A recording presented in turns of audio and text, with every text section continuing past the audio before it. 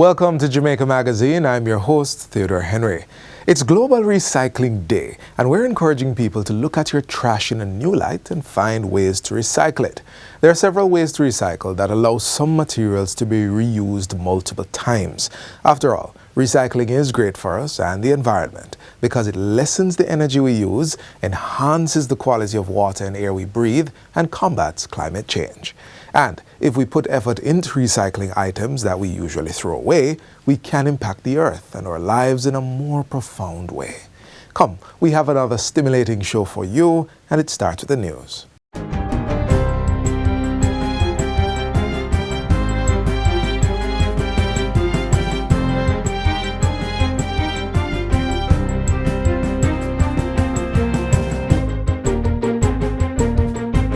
Good day, I'm Twyla Whelan, and this is your JS News for Monday, March 18, 2024.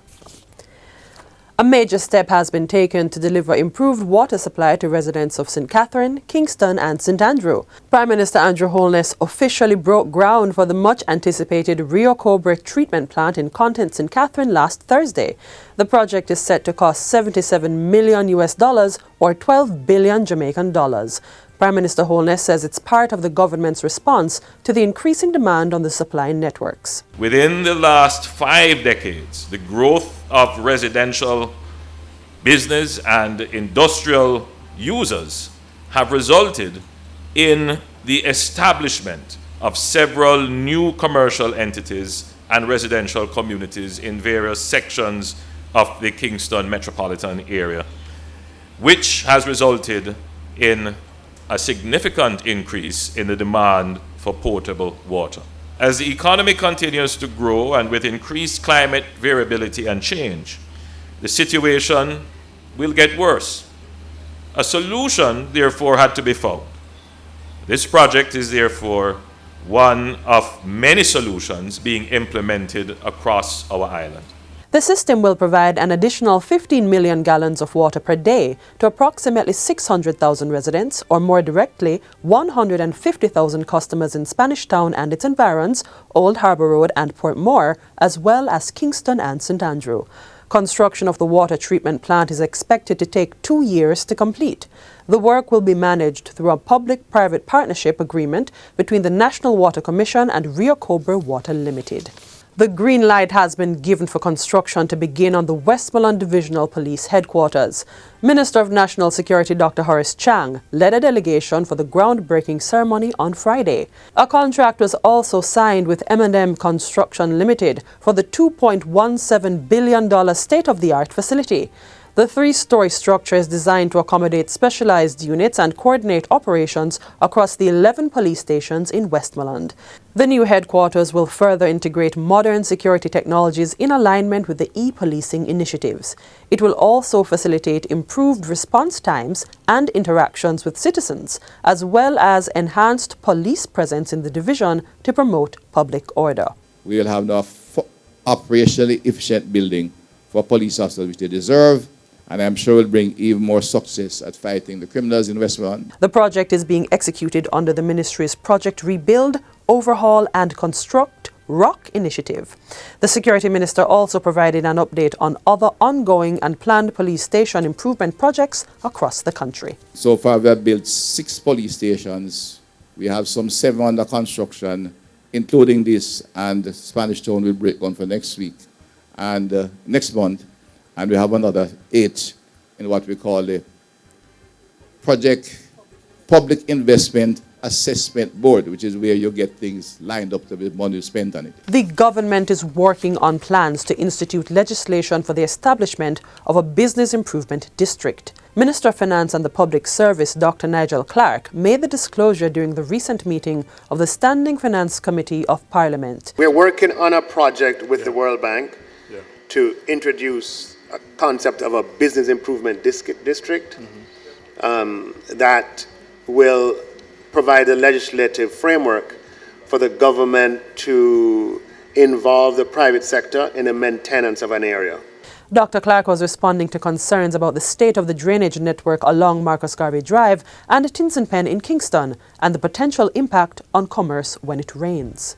The private sector in that area have expressed to the government their desire and willingness to invest in that area and maintain it at a standard that they believe is consistent with what they need to do business. He pointed out that the concept had been successfully implemented in several countries and it was the government's intention to make it a reality in Jamaica.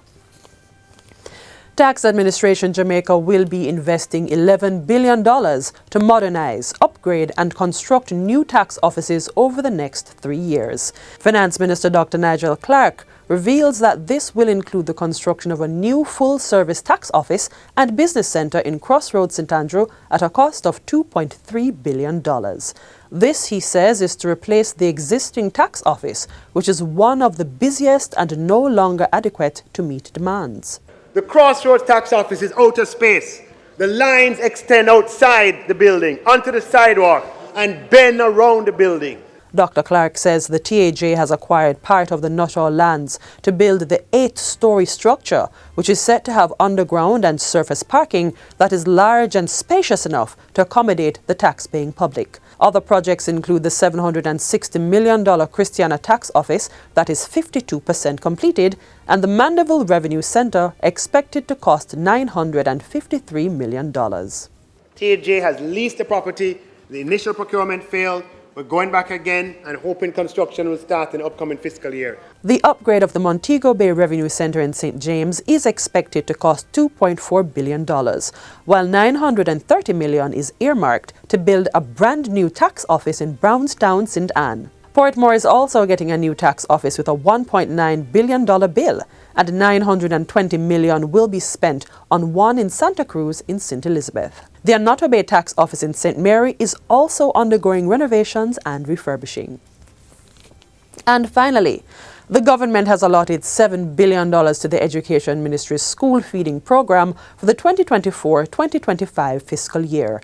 Portfolio Minister Favour Williams says the funding will contribute to the lunch and breakfast program that assists nearly 100,000 students on the program of advancement through health and education path. Additionally, she says the ministry has been striving to ensure that schools have functional canteens to support the provision of lunches for children who are not on path. We have been encouraging as well across our schools the implementation of school gardens.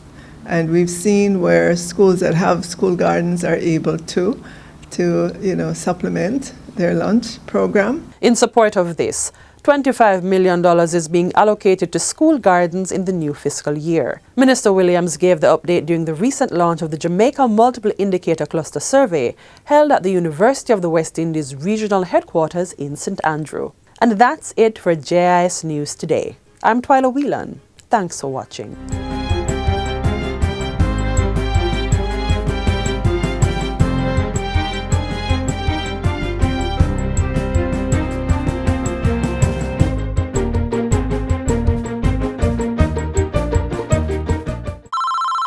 All creators, join the JIS Creators Challenge. We want to see your unique perspective on why you love Jamaica.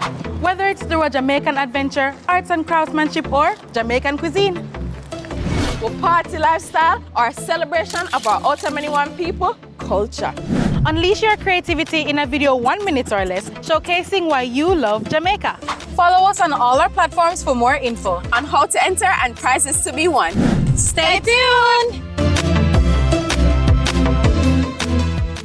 In his recent budget presentation, Finance Minister Dr. Nigel Clark lauded Jamaica's fiscal credibility. He says the country's track record in this regard must continue. Here are the highlights of that presentation.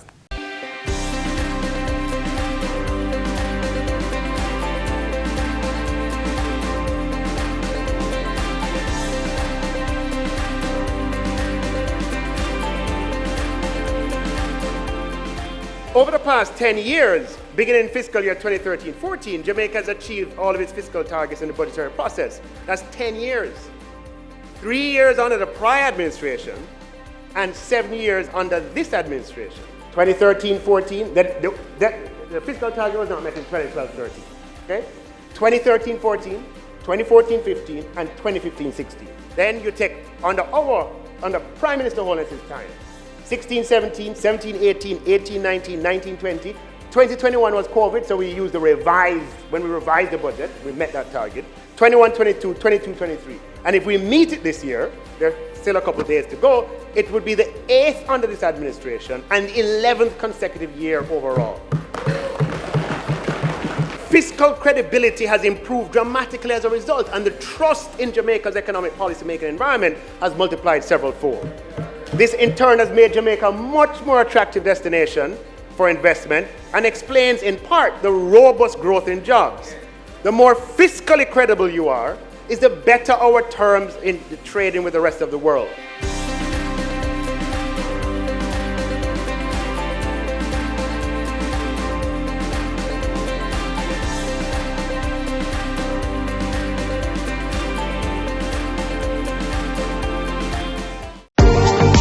Public passenger vehicle operators and commercial carriers. Renew your road license online. It's as easy as 1-2 click. Visit the Transport Authority website at www.ta.org.jm.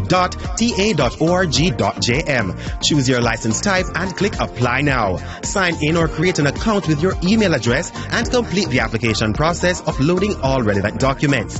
Make payment using a debit or credit card. Once your application is approved, the Transport Authority will email you to collect your sticker.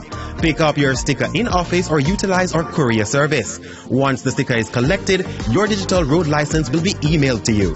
For more information, call the Transport Authority toll-free at 888-991-5687. If you want to boost your ability to think critically and analytically, then there is at least one sport that can help in this regard. Watch this feature to find out more about how you can make yourself a champion.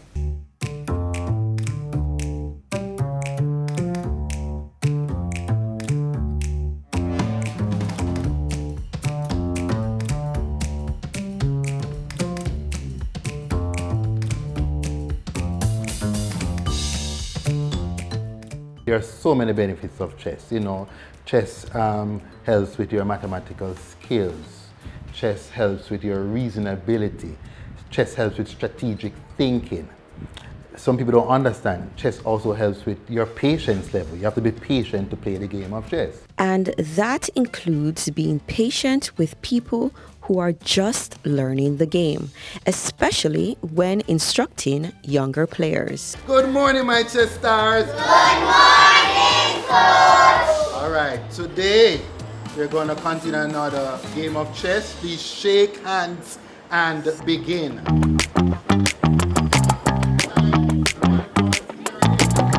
Here at Dunrobin Christian Academy, students are offered the opportunity to learn this highly analytical game through the school's chess program. Starting from as early as 4 years old, they are learning how to think critically while keeping their composure in high-pressure situations.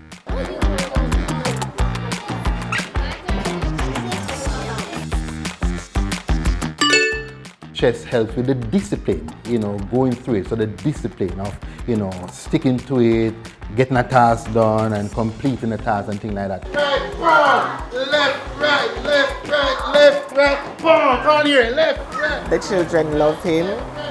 He makes chess fun, exciting, and so the children look forward to having him every week. The Ministry of Education has changed the curriculum in that students are now encouraged to think more critically. In the past, when we were doing the GSAT program, it was not as geared towards that. Now with the PEP program, where they have to do what you call performance tasks and ability, their critical thinking skills is something that must be emphasized. And I think that chess is one way of getting the children to be more critical thinkers. The mission of the school is to create students who are well-rounded. That's one. And of course, we want to ensure that we offer them a holistic education that allows them to operate in a global environment. We have an honor roll system here where we recognize students who are producing an average of 90% and over in their exams, midterm and end of term. And of course, we have noticed that the children who play chess, they are generally on the honor roll. as long as I am here, I know that chess will continue to be a part of our program, and I want to encourage parents as well. Even if chess is not offered at the school, they can get their children as a part of a program, because I know that there are programs outside of school, so parents can get involved.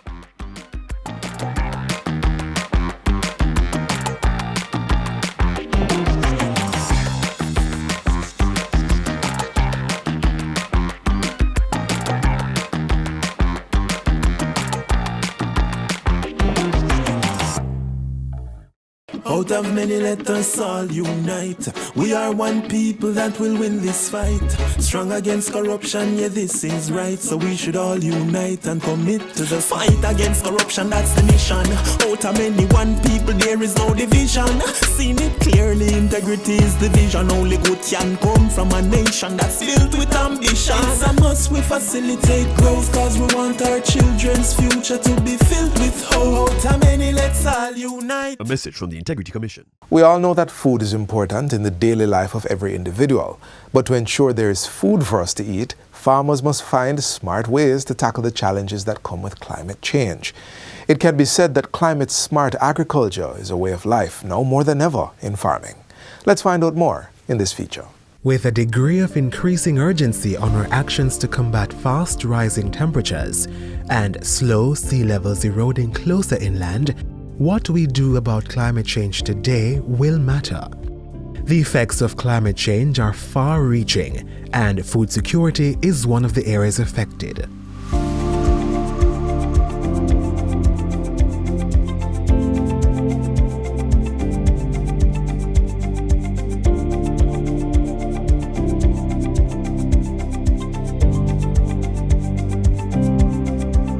As protecting our food security remains a high-level priority, climate-smart agriculture takes on increasing importance.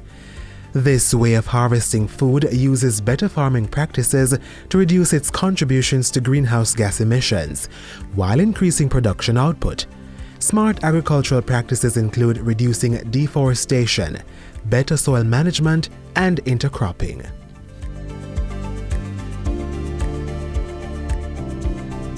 Climate-smart agriculture practices are intended to achieve three major outcomes. 1. Increased productivity. More food is needed to feed the global population as it continues to grow exponentially. Equally important is ensuring sustainable incomes for farmers, distributors, and key players driving the agriculture industry. Data from the World Bank indicates that 75% of the world's poor who live in rural areas rely on agriculture for their livelihoods. Number 2. Resilience to climate change threats. Increasing severe weather conditions caused by a warmer Earth means more drastic impact on agriculture output. To prevent this from happening, farmers can implement these practices, changing crops and livestock to ones better suited to the climate, and using technology to develop resistant variations of foods such as rice and bean plants. 3. Reduce greenhouse gas emissions, caused by farming inputs such as fertilizers. Sharply reducing the use of fertilizers that produce gases such as carbon dioxide and nitrogen through crop rotation practices is one green-checked option. To truly practice proper climate-smart techniques, the dialogue must be tailored to the different climate experiences across the world. In Jamaica's context, areas of major concern include the island's vulnerability to hurricanes, flooding, and droughts. The government has been implementing several programs at the community and national levels in partnership with regional and international agencies. The mission is to build climate resilience in Jamaica's agriculture sector. The Bodles Research Station is just one aspect of Jamaica's strategic plan to ensure sustainable crop production through proper seed storage. Planting crops conducive to the rainy and dry season is another climate-resilient food security measure. In the fisheries sector, several fish sanctuaries have been declared and fish farmers trained. Meanwhile, the Jamaica Forage Club recently partnered with the United Nations Development Programme UNDP to train 600 youth farmers and fishers on how to utilize agriculture practices that will withstand climate change and how to recover quickly from its impact. The 6-month pilot project will run from September 2022 to February 2023. A major part of implementing smarter farming practices is the collaboration of all partners involved in this sector. As more information emerges, followed by more robust action on climate change policies from countries across the globe, the agriculture sector will be in a better position to meet the food production demand.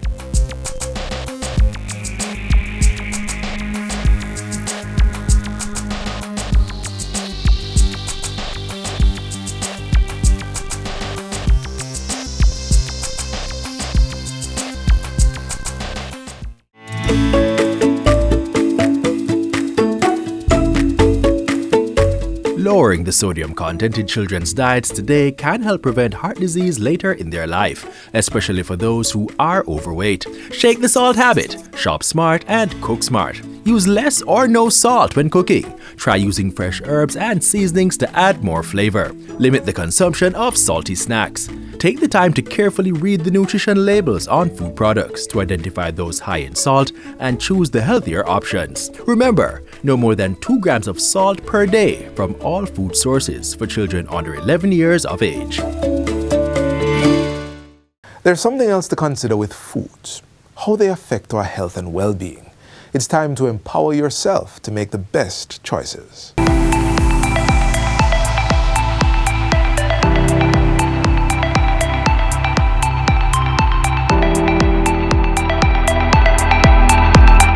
Part of maintaining good health is knowing our nutritional requirements and what is in the foods we consume. When we know, we are able to make better choices about what we eat and empowered to avoid non-communicable diseases (NCDs) such as diabetes, hypertension, cancers, and cardiovascular diseases like stroke and heart disease. In recognition of this, the government encourages consumers to look carefully on the ingredients and nutrition facts labels on foods. NCDs is a national crisis, and what and how we eat is a contributory factor to developing or worsening.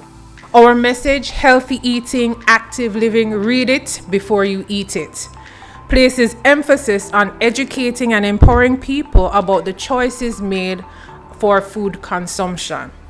In keeping with our vision for a healthy Jamaica, our goal is to equip Jamaicans to read food labels in order to make healthier food choices. The fact that more than 70% of deaths in Jamaica are linked to NCD conditions, which are increasing, is enough reason for all of us to eat healthy foods, exercise regularly, and get adequate rest. Like sweet music to the soul, the healthy living message must resonate, and the Ministry of Health is chiming through the airwaves with its public awareness campaign.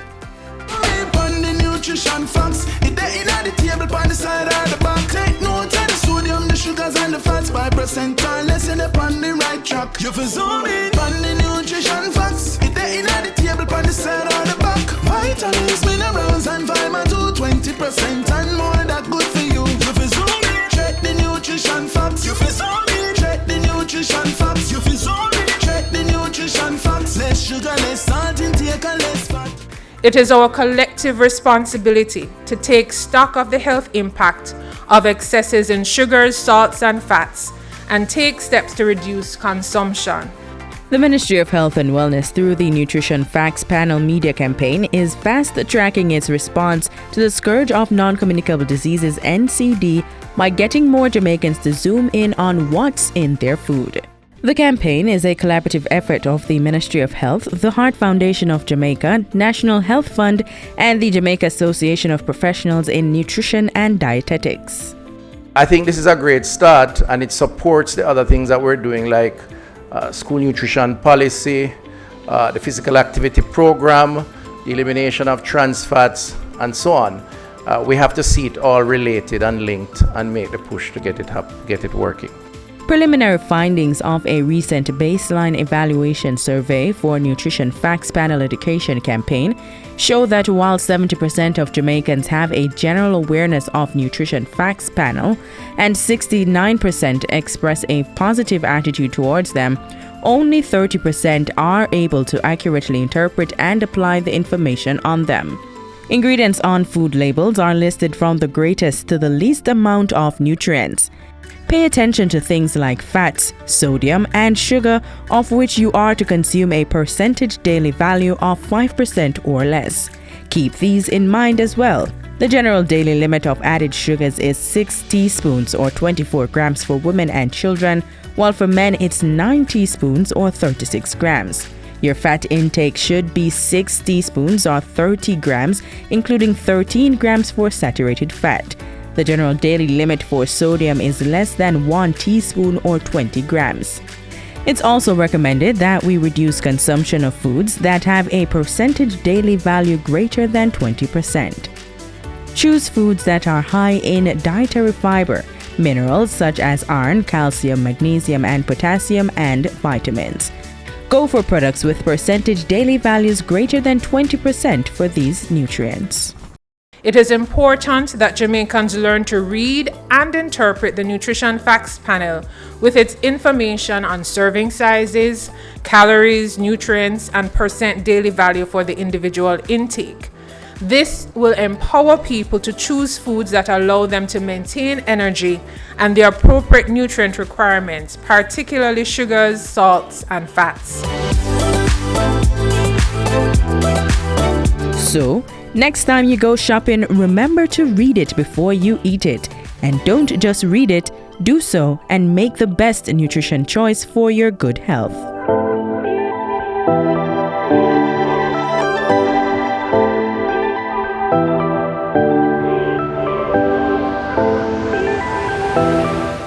Thank you for being with us on Jamaica Magazine. Join us again tomorrow for another interesting journey. Of course, you can visit our website, jis.gov.jm, for more news you can use. On behalf of the entire team, I'm Theodore Henry. Thanks for watching. This has been a production of the Jamaica Information Service, the voice of Jamaica.